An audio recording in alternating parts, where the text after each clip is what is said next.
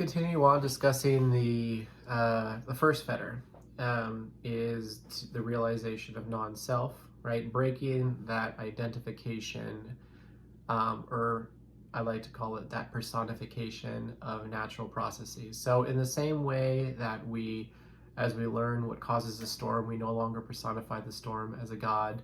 And as we grow older and we learn that our teddy bear is made up of cotton and other fabrics, we no longer personify our teddy bear.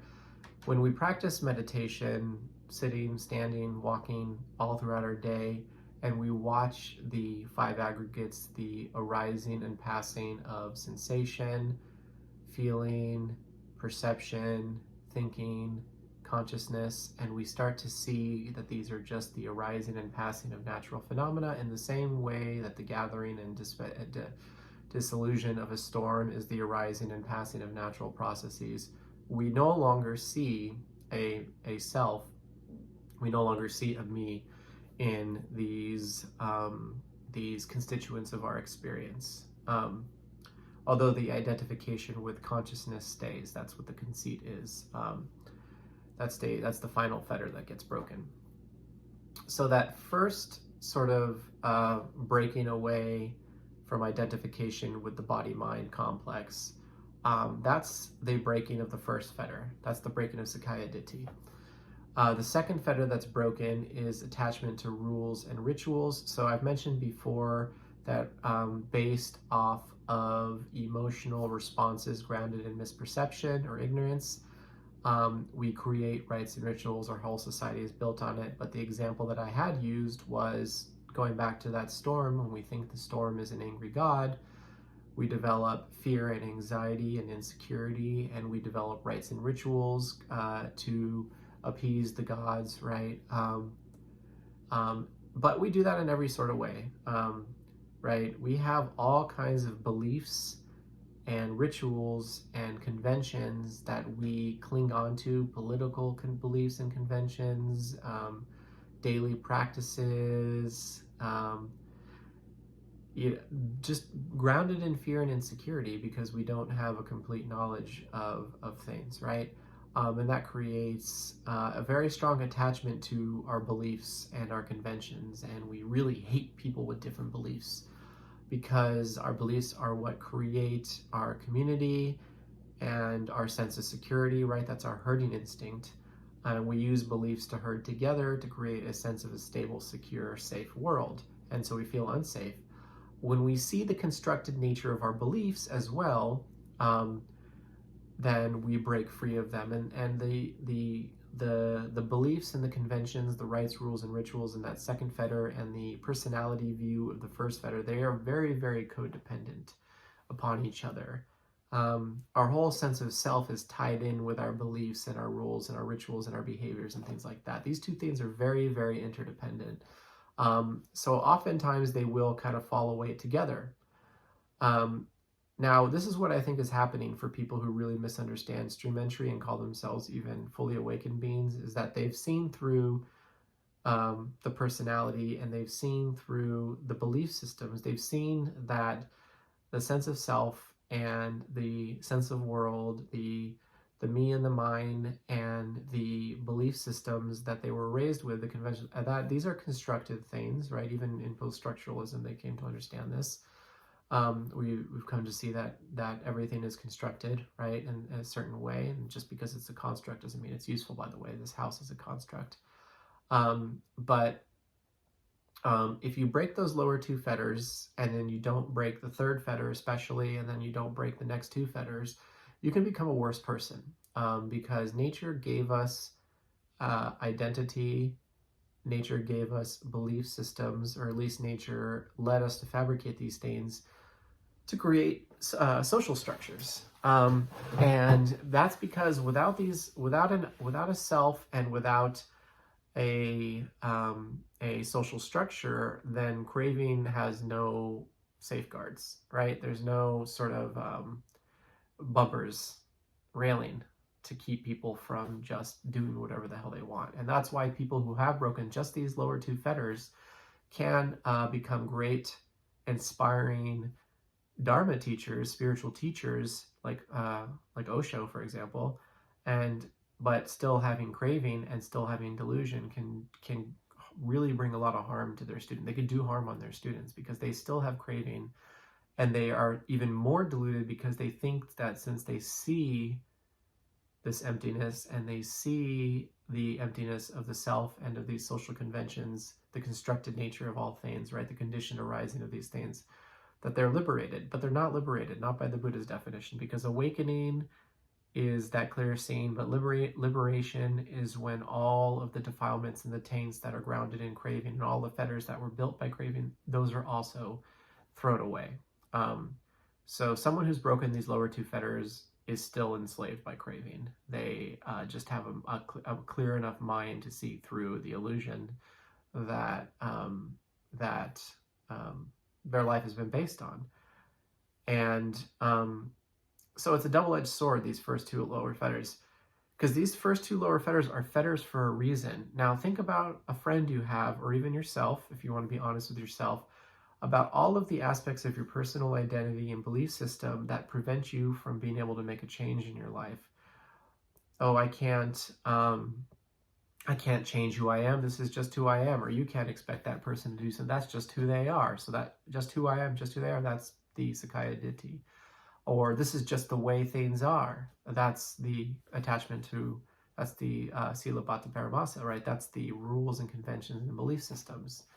So that sort of clinging to, like you believing that your political party is absolutely right, your religion is absolutely right, your worldview is absolutely right, who you are is fixed. These things really, really prevent growth. So that's what the Buddha said. These are the lower two fetters. You have to break these two fetters in order to grow and change. And there are people who have a loose sense of self and a loose sense of beliefs, and they're able to change their state. They're able to make clear choices. They're able to adapt their understanding of social conventions in order to be successful in life. And these people are very successful. They're not awakened or liberated, but they can be very successful because they're not trapped in limiting ideas in themselves and the world. And oftentimes, again, those people can also exploit others. So breaking just the lower two fetters does not make you a stream enterer, and it doesn't make you a fully awakened arahat either. That third fetter of doubt is the big crux in stream entry. All three of them are important. But if you've overcome identity view and you've overcome attachment to rites and rituals, but you haven't overcome doubt, then you will be a very confused person, because you're going to have a lot less suffering, but you're going to still have a lot of craving, and you're going to have the delusion that you're awakened.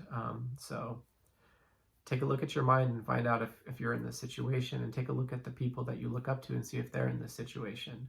The Dhamma teachers out there, the spiritual teachers out there, try to see if they still have craving. And it's indicated by their words and their behaviors very, very clearly. Doubt is the third fetter. And I've been trying to think of a way to illustrate this, but I think that the distinction between mundane right view and super mundane right view in the Buddha's own words is a great way to understand this. So the Buddha spoke of two right views. The ordinary right view, or the worldly right view, the mundane right view, is the belief in karma and the results of karma. Essentially, the understanding that that we are responsible for our actions, but in the framework of his time, which is that there is action, there is consequence, there is, other worlds and other realms that the stream of consciousness will go to based off of its choices, right? And the reason that this is a right view in the mundane sense is because it creates an ethical framework, right? The Buddha didn't want people to have no ethics. He didn't want people to just be a-holes who just exploit each other, who have no morals at all, because ethics and morals are conventions, they are constructs, but they are useful constructs. But the supramundane right view is when you overcome doubt. And that is when you see the Four Noble Truths.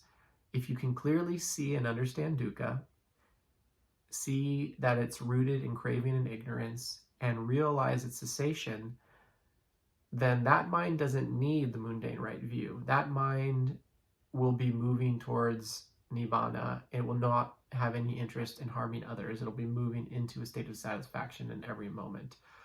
So that's when you overcome doubt, when all of a sudden you abandon all views and you adopt the state of viewing, which is seeing continuously through the lens of the Four Noble Truths. And that's what overcoming doubt is. So now you've broken the lower three fetters. You no longer have a state of identification with the body or the constructs of the mind, the belief systems, and you no longer need to hold on to any views. You just have a continuous state of seeing the arising and passing away of suffering dependent on its causes and conditions and craving and ignorance.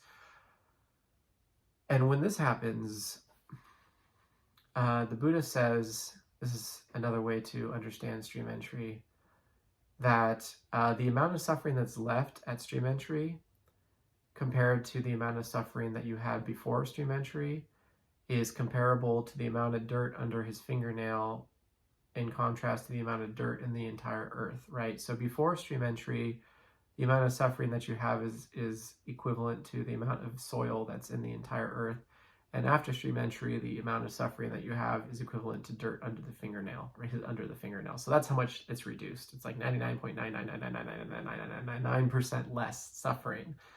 It's just such a relief, right? You just have the weight of me and the weight of the world lifted off your shoulders, and you no longer look at the world, take anything personally. You just see the flow of nature, the arising and passing away of causes and conditions. Now this sounds like, well, okay, this is probably enlightenment right here, right? Well, it is enlightenment, so it's one level of enlightenment. Enlightenment is not nibbana. Enlightenment is not liberation. Enlightenment is something you experience on the way to liberation. There are lots of people who are enlightened. There are very few people who are fully liberated in the sense that the Buddha taught it. You have to kind of be careful of enlightened people who aren't liberated. So why is that? So stream entry is awesome. It's wonderful. And as soon as you enter the stream, which means now the mind is functioning according to the Four Noble Truths, it's no longer taking things personally. It's no longer attached to social conventions or belief systems. I kind of just sees everything as being constructed and deconstructed, right? Whatever belief system it might be. And it's free in this way. It's such a state of freedom. But it still has craving. It still has craving, right? Because that's the next two fetters, is attraction and aversion. It's wanting and not wanting. In the sensual sense, you're still attracted to beautiful humans. You're still desiring delicious food. You're still desiring entertaining ideas. You still have craving in the mind. It hasn't been fully uprooted. So it's sort of like when you pull the weeds out of your garden, but the roots are still there and they grow back. It's very annoying. And the Buddha even talks about this thing called negligent sotapanna. It's somebody who has attained stream entry and just kind of is happy with that and doesn't do anything, and all the weeds grow back. This happened to me, okay? I'll talk about it more in a different video. I never called it stream entry, and I'm not saying that now, but I'm saying that the second major awakening experience I had was so profound that I spent 5 months without a drop of desire in my body, and it was just the most wonderful. And because there was no desire, there was no sense of self, because the self is the shadow of desire. It's the feeling of tension in the body is what you think of as me and mine. Who you think you are is actually just tension in the body. When the body becomes extremely relaxed from deep meditation, there's very little self that you experience in that state. But, I just was like, okay, cool, great. And eventually lost track of the practice. And since craving was still there, it refabricated the world. That not in the same way. I before that experience, I would be angry all the time. I drank a lot. And after that experience, I completely stopped drinking. I never got angry again. So that anger that dominated my life really disappeared. There's still a little bit of frustration here and there, but that anger, that hot demonic anger that used to take control of this mind and this body often, frequently, almost daily, it never came back. So that was pretty awesome. So stream entry is the breaking of those first three fetters and this huge reduction in suffering. And it's a continuous seeing and understanding of the Four Noble Truths. The seeing that liberation equation I talked about in that becomes your operating system. You actually can forget it though. It's always in the back of your mind, but you can push it away and still go for craving, because craving is extremely deceptive. Personified as Mara in the early text, Mara knows how to draw you back into pursuit of sensuality, for whatever. Even you literally can watch yourself doing it and thinking like, what an idiot, right? But because craving is left, Sotapanna is not someone who will never make a mistake again. So that's what stream entry is. And the next level of awakening, everybody always skips over it. And so maybe I won't dedicate a whole video to it because it's like, it's just spoken of in a less profound way. But there's a great reduction of craving. There's a great reduction of attraction and aversion in the next level in Sakadagami. And the Buddha says that when you become a stream enterer, you will only return to the human realm, no lower realms, 7 times. So this is another quality of stream entry. And there's different ways of thinking about this. Dhammarato likes to say that the mind will only get swept up in its moods for 7 mind moments, which I think is an awesome way of thinking about it because it really takes the Dhamma to the now. And it makes me feel better about when I get swept up, because it's not over for a very long time, but yeah, there will be times where emotion takes over and there's sort of a loss of mindfulness, but it's never for very long. So Dhammarato likes to say that, you know, a Sotapanna will only be reborn in moods 7 times before returning to mindfulness, or at least that's the way I understood it. But what the Buddha says, 7 lifetimes for a stream enterer, and a once returner of the Sakadagami, only 1 more before going to Nibbana. But the important thing is that once you become a stream enterer, you can never be reborn in the animal realm or the hell realm. And in the supramundane understanding of these different realms of existence is that they're just allegories or parables for states of mind or moods, right? So maybe they are other worlds possible, but what's more useful to the Dukkha Nirodha liberation equation is to understand these other worlds as states of mind, right? So when I talked about that anger that I used to experience, that was the mind being born in hell. And there's different types of hells, right? So depression could be a hell, anxiety could be a hell. These are primal emotions spinning out of control. So anxiety is fear spinning out of control. You know, rage is anger and frustration spinning out of control. You know, depression, these types of experiences, they don't happen after stream entry. Some people say that you can't break the precepts, but that I don't fully agree with. I don't know if I've seen that in the texts. If you have seen it in the text, go ahead and correct me, but I don't know if I've seen it in the text that you can't break a precept. I would say since craving is still present, you can break precepts. You can still have a beer every once in a while, but maybe you won't have 2-3 beers, because the mind really doesn't want to get intoxicated. It might want to have a beer because the idea of cold beer sounds nice, and then you have it, and then you instantly realize that it's not as satisfied as you thought it would be.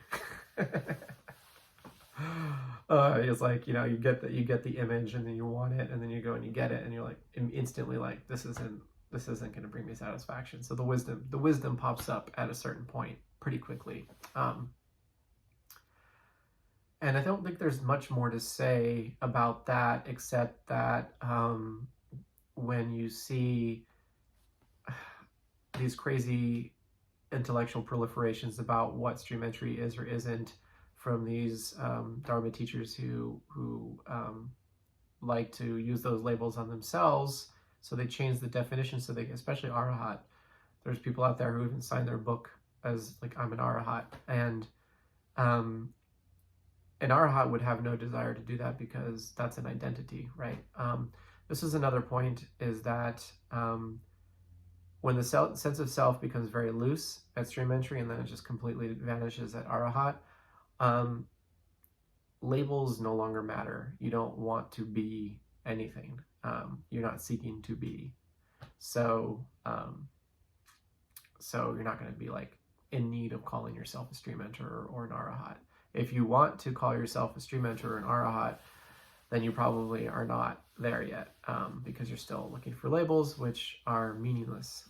They are completely meaningless. The Buddha gave us these terms in order to evaluate the sort of state of our experience. It all, I said again, it just goes back to the liberation equation of dukkha, dukkha nirodha. Is there dukkha? If there is, then there's craving and attachment, and you got to abandon that craving and attachment and realize that cessation, which is the spacious, blissful, peaceful, bright mind, clear mind. Essentially, our minds are like a snowball that we're constantly shaking with these proliferations and these objects of desire. And what we actually need to do is put the snow globe down, let the debris settle, and then when the mind clears up, look at it and take out all of the nasty stuff that has been accumulated in there. So I think that's probably enough on the topic of stream entry at the moment. Please leave questions or comments if there's anything I missed or you're curious about. And I will either respond in the comments, or like I said, I'll use one of those comments for a new topic and post another video about it. So I hope you guys have a great day and enjoy practicing the liberation equation. Keep seeing dukkha and abandoning its cause, realizing its cessation, repeating that, and just delighting in the freedom that you experience when you abandon craving.